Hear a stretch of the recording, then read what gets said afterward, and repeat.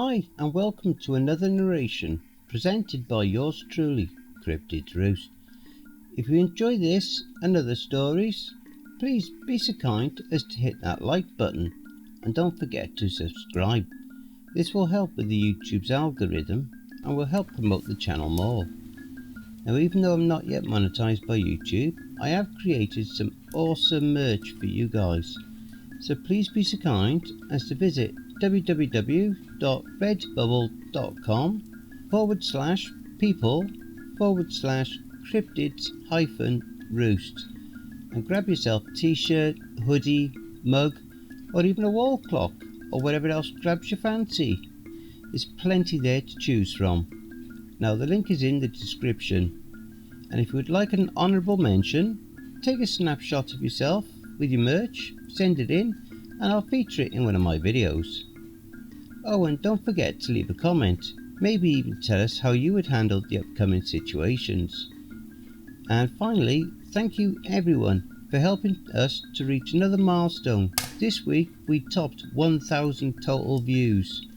Thank you ever so much. Keep up the good work. And finally, go grab yourself a coffee, sit back and enjoy the show. I took a job as a fire lookout in the middle of the woods. I found a strange set of rules to follow.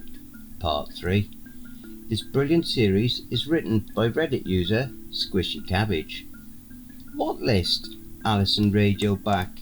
I explained everything that had happened, from finding the list to the scratching to being chased by a crazy demon bitch last night. Alison sighed deeply as if to say, here we go again. This has happened before. In fact, it happens to every person who gets assigned your tower, Alison stated. I don't know what to believe anymore. At first, I thought it was just people going crazy from the isolation. I mean, I've never seen anything. But after Harvey, and you only after, 4 days? I don't know what to believe. Harvey, I replied. Who's Harvey? The guy before you. He lived in your tower for over a year. Refused to ever go home or take a holiday, Alison continued. He was a tough guy, good with his hands. He always had a project going on. Sometimes, towards the end, I wouldn't hear from him for days. I think he spent the entire night out of his tower, no idea where he went though. Towards the end? I asked. I wasn't letting that slide by. Yeah, he disappeared. Mark thinks he ran off. His tower was apparently just empty when he checked up on him. No bags, no belongings, no Harvey. But I don't know. Why would he just quit after a year of refusing to leave the woods at all? Alison continued. But in the months leading up to his disappearance, he became obsessed with a smiling lady. Claimed he would see her at night, but he never went into detail. If I questioned him, he would just stop replying. Like I said, he didn't talk to me much. But him leaving didn't explain why the job advertisement stated that the job may suddenly become available. So I questioned Alison on that. I don't know about that, she replied. I've been working here for 2 years and Mark still never tells me anything. And who worked here before Harvey? I pondered. Another guy, Rick, Alison said. He left a few days after I started. But he asked me once if I had seen a woman in the woods, a woman that smiles. I said no, thought nothing of it, thought he was weird. I didn't feel content with the amount of information I was receiving, unsure if she genuinely doesn't know much or is hiding something, so I decided to ask her about it. What made you take this job? Well, fuck me. I guess we're opening up to each other this morning, are we? Alison nervously chuckled. I didn't reply, waiting for her to answer my question. My sister, she went missing, in these woods, Alison said, voice trembling.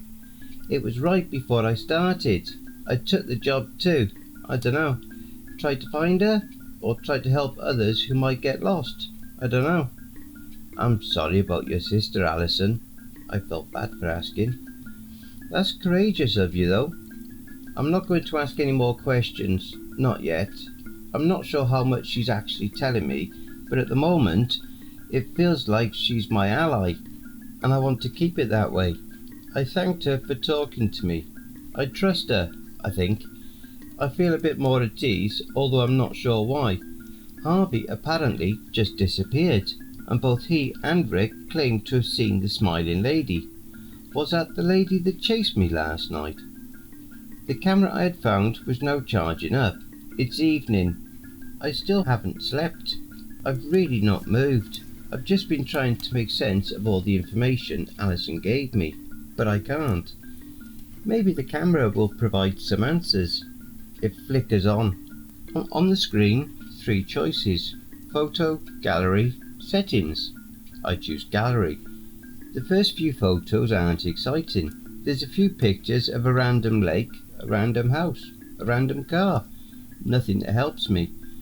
Flicking through them at such a fast pace, I almost didn't realise that I'd skimmed over a picture of the tower, my tower, and at the base of the tower a family of 3. The father has dark hair, quite tall, and looks as if he's experienced with the outdoors. Big, sturdy guy. The mother, a blonde woman with a beautiful smile, her arm on her husband's shoulder. The third member is a child, a boy with short brown hair and a striking resemblance to who I guessed to be his father. I continued to look through the photos, but no longer see the family together, only the man. He was taking selfies inside my tower, taking photos of the view from my window, of the outhouse and some of the trails. Was this Harvey? Or Rick? If it were Harvey, why would he not want to leave the woods to see his family? Then the photos got stranger. The next photo is of a bunker. The bunker. The one I found nearby, built into the ground, holding only the sleeping bag and this camera. It looks unfinished, a work in progress. With each picture it looked more complete. Whoever had this camera was building it. Alison said Harvey was good with his hands, didn't she? Why would he build a bunker in the woods and so close to the tower? The next photo, of a random tree in the darkness. In fact, the next 4 or 5 photos are of this tree. At the base of the tree, a shadow. A weird, distorted shadow. A shadow that doesn't make sense. Was Harvey, or whoever this guy is, trying to take a photo of something? Was he trying to take a photo of the smiling lady? What the fuck was that noise? What time is it? 2:13 AM. Something just woke me up.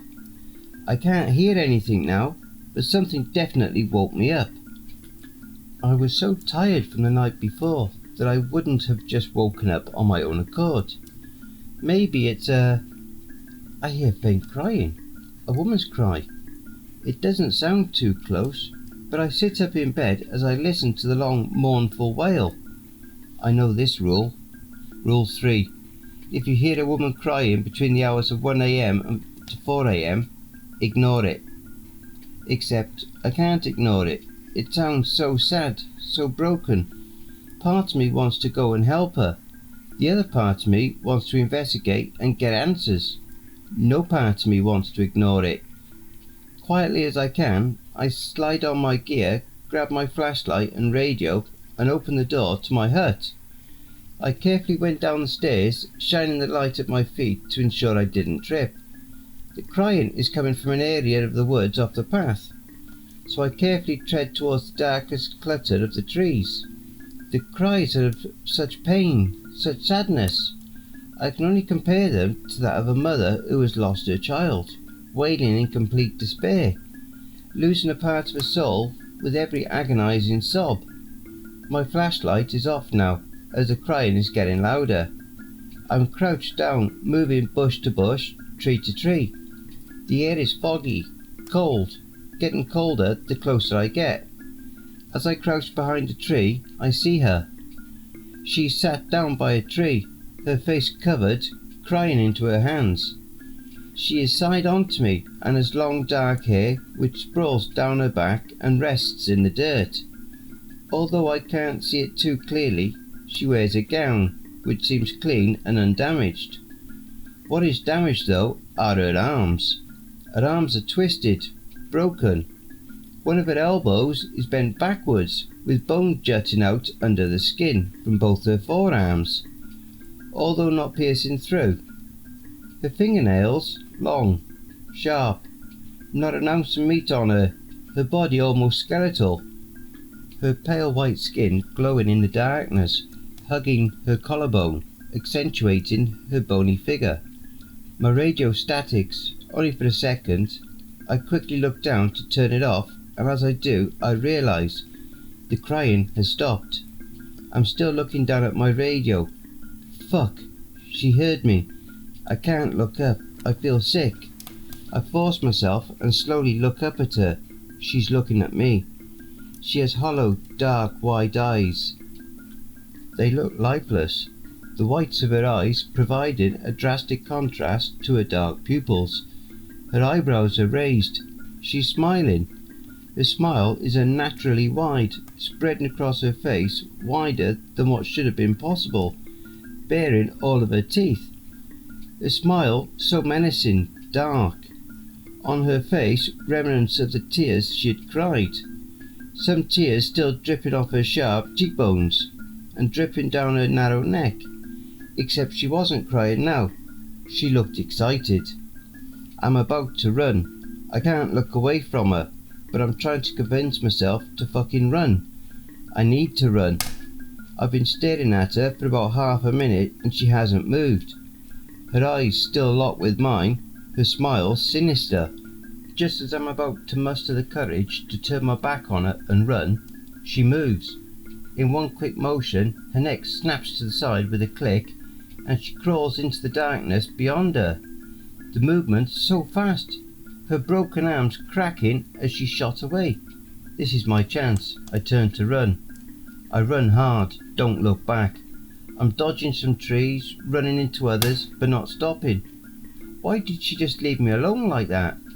Fuck. There's the tower. I run up the stairs, stumbling into my hut and slam the door. I hear nothing. From the safety of my hut, I'm looking around the base of the tower. The woods surround me. I see nothing. Fuck it. I'm getting under my covers. I turn my lamp on and jump into bed. Shaking, I try to calm myself so that I can listen to my surroundings, listening out for her over my pounding heartbeat. But I hear nothing. There is nothing but silence. Just as I peep out from my covers, building up the courage to radio Alison, I see it. Scratch marks on the floor of my hut. Marks that weren't there before. Marks I must have missed when I raced in. They look like something made by an animal. Made by something crawling. The marks are from the door of my hut all the way across the room to my bed. I couldn't see her outside before because she was already inside the hut with me. She's under the bed. Wow, that was an awesome story. If you enjoyed listening to this narrative, be sure to pop over to the author's Reddit profile, SquishyCabbage, and drop them a line, or even give them a glowing review. The link to their Reddit profile will be below in the description. Thank you for listening. Now if you enjoyed this narration, then please feel free to like and share the video, leave a comment below, maybe tell us how you would handle these situations. And don't forget to hit that subscribe button and then tap the notification bell and then select all. That way you'll receive all notifications each time I upload a new video. Now even though I'm not yet monetized by YouTube, I have already created some awesome merch for you guys. So please be so kind as to visit www.redbubble.com/people/cryptids-roost and grab yourself a t-shirt, mug, hoodie, or even a shower curtain, or whatever else grabs your fancy. The link is in the description, and if you would like an honourable mention, send in a snapshot of yourself with your merch and I'll feature it in one of my videos. Now have you written a creepypasta story you would like me to narrate? Have you had any cryptid sightings, paranormal or supernatural encounters, or even had a creepy or terrifying situation you would like to share? You can submit all your stories and encounters to cryptidsroost@gmail.com. And if you wish to remain anonymous, that's fine with me. Now I also have a Facebook group Twitter, Reddit and Discord. And if you would like to support this channel and help make it grow, my PayPal is paypal.me/Cryptids Roost. Again, that'll be listed below. And don't forget, where happiness is, fear is not.